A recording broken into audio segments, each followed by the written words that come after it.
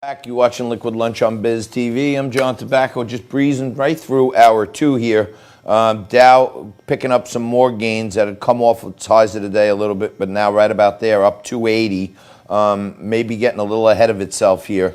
Bitcoin at 9,700, and United Airlines had a big 10% gain today, which is leading the Dow Jones Industrial Average higher, which is a good sign, but don't get over your skis. Maybe a lot of government money in the market. And with all the volatility in the markets and on the streets these days, and you just get flooded with it on the left-wing news. Everything's Black Lives Matter and justice, no peace, and all this other stuff.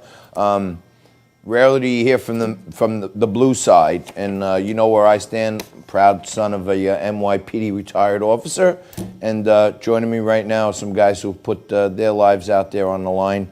Lieutenant Randy Sutton joins me. He's the founder of the Wounded Blue, and Ray Dietrich, host of America's Keepers and the Thin Blue Line show on YouTube, join me. Guys, thank you very much for joining me. First, I want to ask you, Ray, it almost starting to become, if you support Blue Lives Matter, meaning cops and first responders, people that put their lives on, if you support Blue Lives, you're anti-Black Lives. And I don't think that's fair in this time. What do you say about that, Ray? You know, it's the left talking point right now to villainize police and go with this narrative of police being racist and systemically racist. But when you come back with stats and numbers and data, supposedly the party of science doesn't like that. I won't bore you too long. 2019 unarmed police shootings, there was 10 black victims, 20 white victims. Okay, 89 police officers were killed in the same year. The big argument you'll hear from the left is that black victims are disproportionately shot or injured by police, but you have to take into account the crime rates. And over the last 15 years, 52% of murders were committed by black men, and 27% of all arrests were committed by black men from a population of 13%. So instead of talking about police being racist, let's talk about something that's actually occurring that we can do something about. And we have a problem not with police racism, but with crime in black communities. And if they're ready to really care about that, we're the ones out there helping those communities. So that's what we need to be talking about. Lieutenant Sutton, you would probably know better than anyone, being in the top echelons of leadership. It just doesn't make sense to me when you talk about Randy's stats, Ray's stats, and then that crime is happening in the lower income neighborhoods. They need the policing more. And this whole defund the police movement is really going to hurt the lower income neighborhoods. Isn't that right? You're exactly right. And the reality is this, that people in the black community, just like in other communities, want to feel safe. They want to feel like they can walk the streets at night with, without falling prey to gang members and thugs and criminals. They want the police there. They want to be able to exist with a crime-free life, or at least the least amount as possible. And we saw in Baltimore a phenomenon that the citizens were asking the police to come and help, and the police were saying, "I'm sorry, we can't, because our orders are to leave the gang members alone and leave the crowds alone because we don't want to interfere with their rights." So we have this illogical response to the crime problem, and the real people that live in these communities, they don't disrespect the police. They respect the police, and they want the cops there. But you'll never hear this on the mainstream media. That's for sure, and we try to get the voice out there as much as we can. So you guys have done something great. A lot of people are out there protesting. They're mad at the protesters, but not a lot of people actually do things. And you guys have started a GoFundMe page to support all the officers that have been injured during the riots. And, we hear about, off-duty cops that were killed, on-duty cops that were killed. Give us some sense of how wide-ranging the injuries and murders of cops are right now. Well, let me do one thing.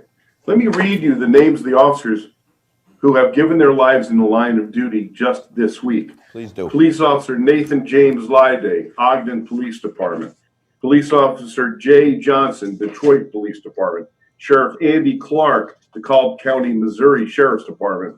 Sergeant Stephen Williams, Moody, Alabama Police Department. Police Officer Efren Cornell, El Centro, California. And Sergeant Damian Gutzwiller of the Santa Cruz County Sheriff's Office. All of these officers were killed this week in the line of duty, and you haven't heard one mention of them on the national media, have you?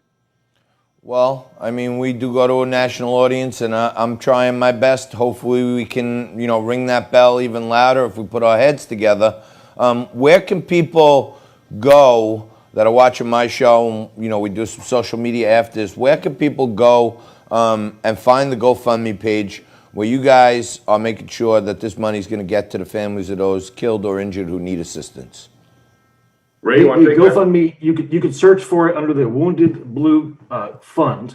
Okay, you can find that at GoFundMe.com. It's the Wounded Blue Fund for the Wounded Blue. And that goes to support a lot of people injured in the riots too. Randy read about the officers that were killed this week, but there's over 600 injuries reported just from the rioting in the last week. And that's probably extremely underreported. It's going to be much more, and some very serious injuries of officers during these riots. So that's what that fund is for, and we hope that you can find time to check that out and donate to it. Yeah, but please. John, the organization that we have is called the Wounded Blue. It's the National Assistance and Support Organization for Injured and Disabled Law Enforcement Officers. This is a nationwide organization that helps injured officers, whether the injury is physical or psychological. We have peer team members all over the country. All of the officers involved in this have been shot, stabbed, beaten, run over, screwed up, and screwed over. And most people really think that if you get hurt in the line of duty, that your department and your city is going to take care of you. And in many cases, that is not the case. I really urge your listeners to go to our brand new series that is on YouTube called Voices of the Blue. If they go to YouTube and they look up Wounded Blue TV, we have our own channel, and our series is really, really impactful. We also have a documentary film called The Wounded Blue, Service, Sacrifice, Betrayed, and that's on Amazon.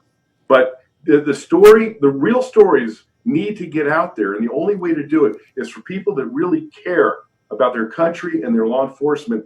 Take a couple minutes and actually go to YouTube and look at Wounded Blue TV.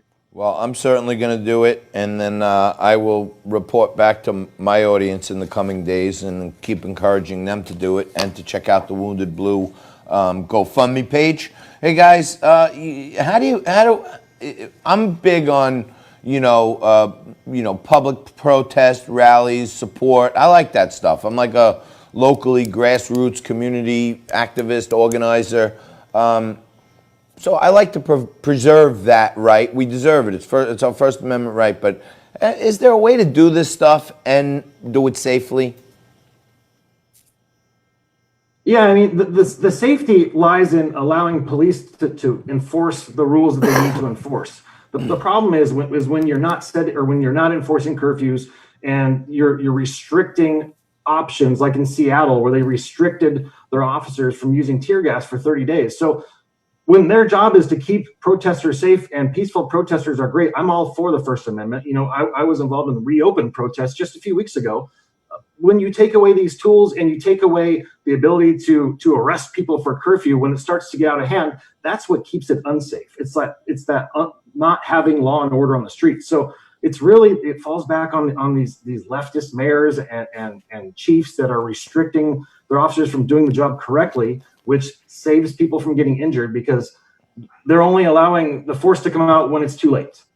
All right, guys, we're going to have to leave it there. Thank you very much for joining us today. Lieutenant Randy Sutton, founder of the Wounded Blue, and Ray Dietrich, host of America's Keepers in the Thin Blue Line. Check out their GoFundMe at The Wounded Blue. They're a national assistance and support organization, the Wounded Blue Fund. And check out their movie on Amazon, The Wounded Blue, and Voices of Blue on YouTube. That's a lot of blue, but the blue is important to you. and you're important to us. So stay right there. We're going to wrap it up right after this.